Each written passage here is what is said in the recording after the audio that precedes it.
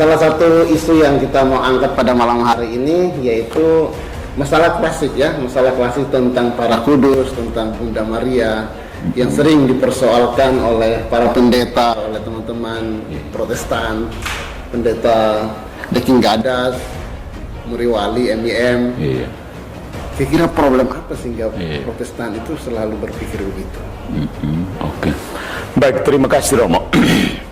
Yang pertama, memang menurut saya ada semacam kesalahan kategoris yang ada di kalangan saudara-saudara kita Protestan. Bagi mereka itu tidak ada perbedaan sama sekali untuk kata penyembahan dalam bahasa Indonesia yang ambigu itu sebenarnya. Karena penyembahan dalam bahasa Indonesia memiliki makna yang sangat-sangat luas sekali.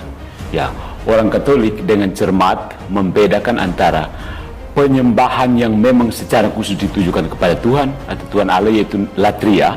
Kemudian dulia itu penghormatan baik kepada Tuhan maupun kepada orang lain.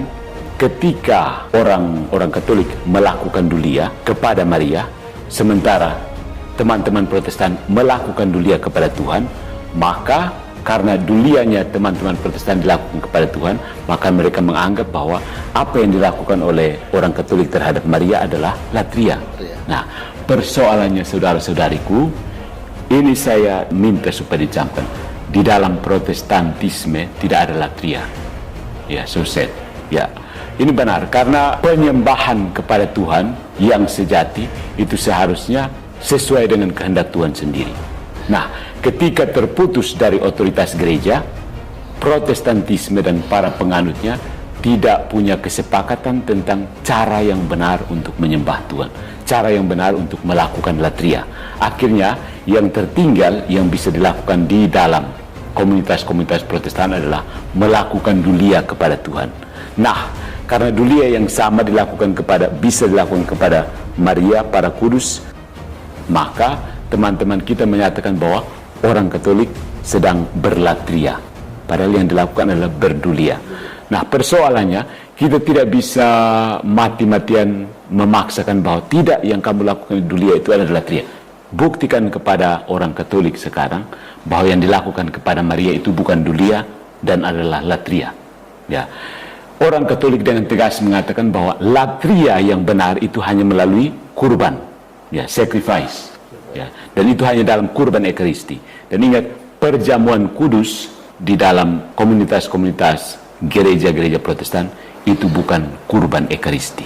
Ya. Tapi misalnya kalau mereka mengatakan, oh kami kan dalam pujian-pujian kami itu kan penyembahan kepada Allah. Iya, kita sebut sebagai penyembahan, oke, tapi itu tetap merupakan dulia. Belum latria. Belum sampai pada latria. Dari budaya kuno, semua yang namanya latria yang hanya kepada dewa atau Tuhan itu melalui kurban persembahan, kurban persembahan. Itu tidak, ya, itu hanya dalam gereja Katolik. Ya, dalam Ekaristi.